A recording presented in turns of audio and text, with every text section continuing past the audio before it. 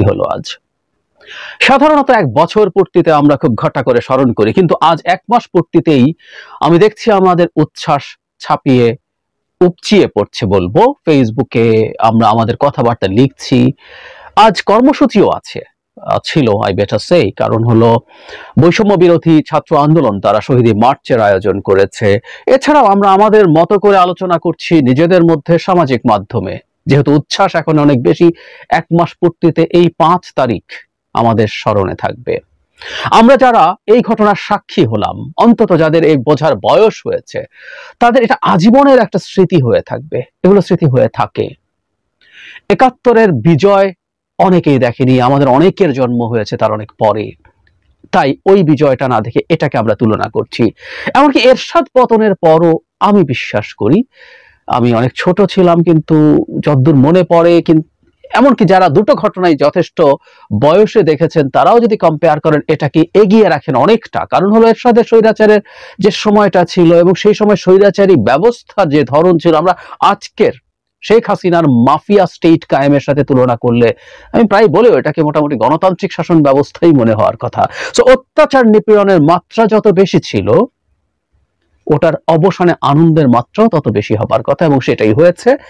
ফলে আমরা উচ্ছ্বাস করছি, খুব স্বাভাবিক, করব। কিন্তু একটা কথা খুব জরুরি, আমার মনে হয় ভবিষ্যতের বাংলাদেশে আমরা ভবিষ্যতে তার প্রতি মাসে স্মরণ করব না, আমরা বছরে স্মরণ করব। 5 আগস্ট ঘটনাচক্রে আওয়ামী লীগের পতনের দিনগুলো অগাস্টে হয়, দুটো ঘটনা মিলে গেল। যাই হোক, 5 আগস্ট আমরা পালন করব, উদযাপন করব। কিন্তু একটা জিনিস খুব জরুরি, আমাদের টেন্ডেন্সি হচ্ছে আমরা আসলে দিনের শেষে সব কিছুকে এক ধরনের রিচুয়ালে পরিণত করি।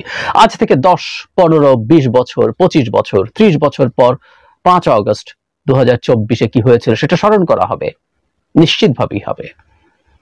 সেই স্মরণের মধ্যে দেখা যাবে প্রচুর রিচুয়ালস যুক্ত হয়েছে, আমরা অনেক কিছু করছি, আমাদের অনেক গান তৈরি হবে, আমাদের কবিতা তৈরি হবে, আমরা গান গাইবো, আমাদের কবিতা পাঠ হবে।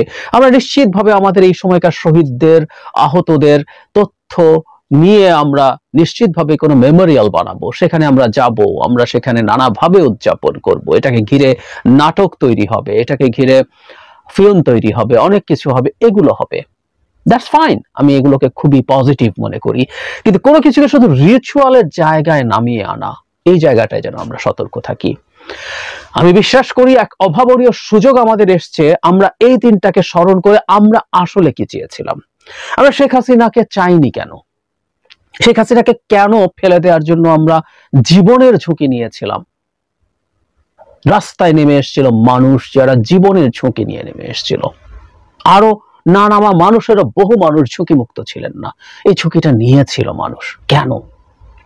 আমরা আসলে শেখ হাসিনাকে না, আমরা আসলে যে বাংলাদেশ দেখতে চেয়েছিলাম, দেখেছি শেখ হাসিনা সেই বাংলাদেশটাকে শেষ করে দিয়েছেন। তার বাবা একবার করেছিলেন 1975-এ 4র্থ সংশোধনীর মাধ্যমে, ধ্বংস করে দিয়েছিলেন বাংলাদেশের গণতান্ত্রিক ব্যবস্থাটাকে, একদলীয় শাসনে পরিণত করেছিলেন।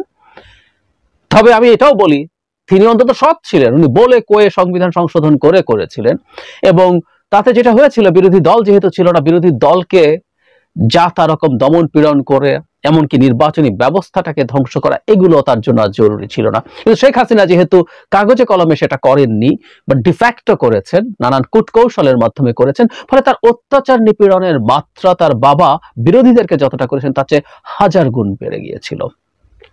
শুধু সেটা না, এই অবৈধ ক্ষমতায় থাকার ফলে বাংলাদেশ আর রিপাবলিক ছিল না। আমি বহু সময়, আমরা এখন যেখানে বাস করছি এটা রিপাবলিক না, এটা রিপাবলিক না। উনি সব কিছু, সব প্রতিষ্ঠান ভেঙে ফেলেছেন।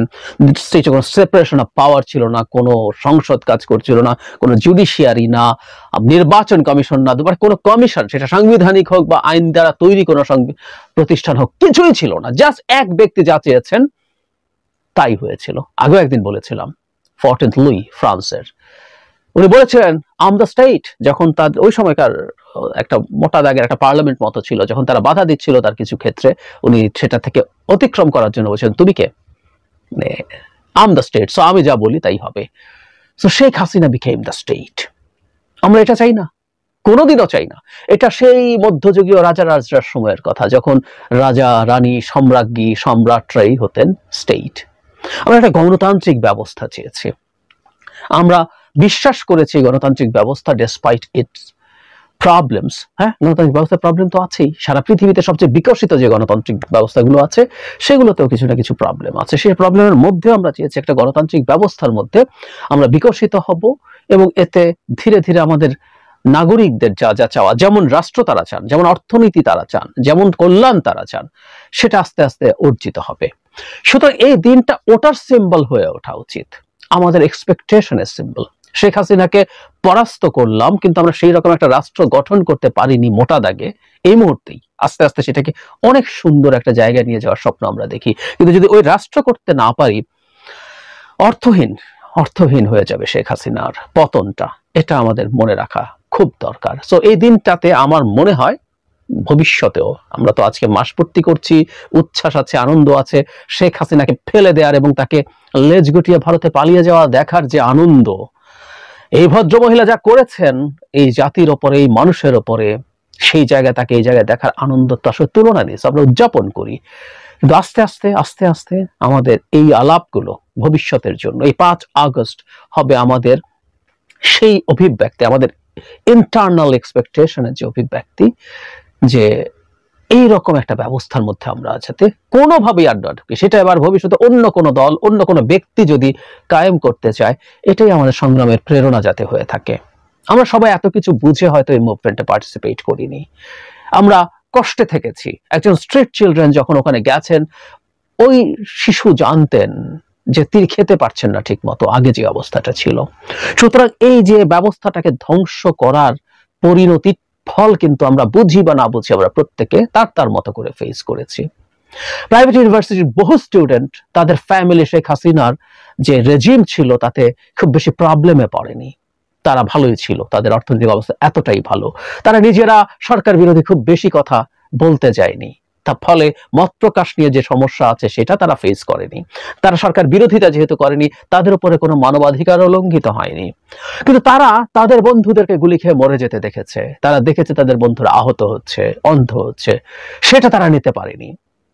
সুতরাং এইরকম রাষ্ট্র ব্যবস্থার মধ্যে থাকলে এগুলো ফিরে ফিরে আসে, প্রত্যেকেই কোনো না কোনো ভাবে এফেক্টেড হয়, আজ হোক বা কাল। এই বোধগুলো আমাদের থাকবে। সুতরাং 5 আগস্ট আমরা বাংলাদেশের গণতন্ত্রের একটা নবযাত্রা, এবং আমরা গণতান্ত্রিক রাষ্ট্র ব্যবস্থা, সেই গণতান্ত্রিক ব্যবস্থাটার কম্পোনেন্ট কিরকম হবে। গণতান্ত্রিক ব্যবস্থা পৃথিবীতে একটা না, বিভিন্ন রকম গণতান্ত্রিক ব্যবস্থা আছে। পুঁজিবাদী যে অর্থনীতির মধ্যে আমরা আছি, সারা পৃথিবীতে পুঁজিবাদী অর্থনীতি হুবহু একই না। আমেরিকার পুঁজিবাদ, ইউরোপের পুঁজিবাদ, আর বিশেষ করে ওয়েলফেয়ার স্টেটগুলোর পুঁজিবাদ একই রকম না। সো এই তর্ক বিতর্ক আমরা করব, এই তর্ক বিতর্ক আমাদের সমাজে চলবে। এগুলো চলতে চলতে চলতে আমরা এক্সপেক্টেড বাংলাদেশ খুঁজে পাবো, এবং আমাদের এই মুহূর্তের অন্তত ভবিষ্যতের ক্ষেত্রে খুব গুরুত্বপূর্ণ ল্যান্ডমার্ক 5 আগস্ট, এই দিনগুলোতে আমরা এই দিনটাকে কেন্দ্র করে